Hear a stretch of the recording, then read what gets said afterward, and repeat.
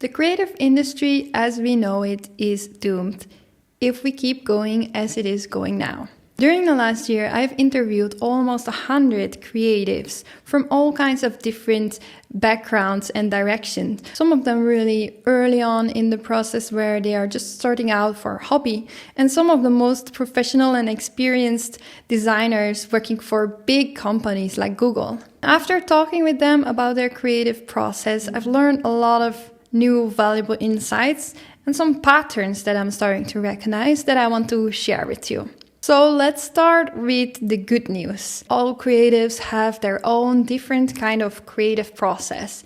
And it's super interesting and super beautiful to see how people work differently with inspiration, with brainstorming, bringing ideas to life, and how they're kind of like bringing in different techniques and different mindsets and ideas. So that is really, really awesome to see. The next thing that definitely stands out is everyone is thinking about AI, and we all agree that it's both a blessing and a curse, depending on how you make use of it. Like on the one hand, we see it kind of as a threat, something that can take some of the work from you and that has its ethical complications. On the other hand, we see it as a tool that is definitely opening the door to a lot of different new methods and things that we would have otherwise never explored. It's interesting that most people agree with this kind of duality of AI in the creative field, and more creatives embracing the fact that it's here to stay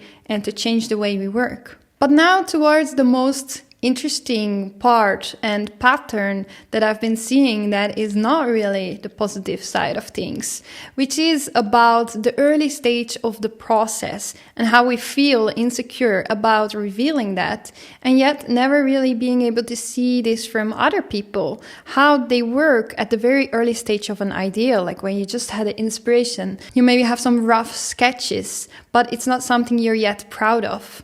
Most creatives only share their work with others when they are already sort of proud or satisfied with the result, something that they feel that is representable for their style or their works. And why we do this? Because of the fear of judgment and the fear of expectations that people have from us. And this is actually really sad to see, because it's starting a pattern, a vicious cycle, where we don't open up about our early stage process because we feel insecure. But because we don't open up means we only share results that are already polished and finished. And that leads to new creatives, or even ourselves, trying to compare ourselves and to meet with the expectations around the results, which again leads to feeling insecure about your own works. And you can see how that starts spiraling down, because we're just not opening up with each other. And so for our next generation, this means we see so many results. And AI is only accelerating the speed in which we see polished and beautiful artworks appear. And when you don't have a close network or some support that you feel really safe with, it's hard to open up about the fact that you're not there yet. So the creative industry is in a serious need of vulnerability about the early process of creative works. We don't have enough feeling of responsibility of educating each other about our process. Because often when we show process or progress, we show only the positives. But if we don't open up about sometimes failing or pivoting or abandoning ideas, or maybe just the fact that we feel insecure about certain stages of work, then we keep this comparison. You can see this gap between reality and the process. And maybe our current society is to blame for it, with its focus on speed and efficiency and fast results. Or maybe we are doing this to ourselves, just to keep our reputation. Either way, it's up to us creatives to fix this, or else we risk losing an entire generation that's just not motivated anymore to meet the expectations, and that doesn't take the time to experiment and explore with different creative techniques and methods. Or we risk setting even worse expectations to our clients and employers now that we have AI joining the game. And that's why I'm calling all creatives No matter the stage where you're at, you could be just beginning, or you could be the most experienced professional creative out there.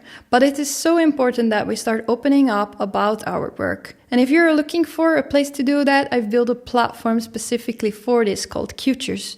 Please check it out in the description. But either way, you can document it by either creating videos or writing a journal. There are so many ways to share your work. And that's why I recommend also becoming part of a creative community where you can support each other and get feedback and really learn that it's not just a straight line to a result. It's a roller coaster. It has its ups and downs. So let's pick this up together as creatives for creatives. And let's show people what real creative processes and real creativity is about. The goods and the bads. I really recommend and encourage you to just start in your own network. The people that you know. Maybe it's someone who's trying and you can help, or to become a part of a bigger community or join my community to be able to support other creatives with how you work. I really think that we can do this. I'm a hopeless optimist, but I am 100% sure that if we put all hands together,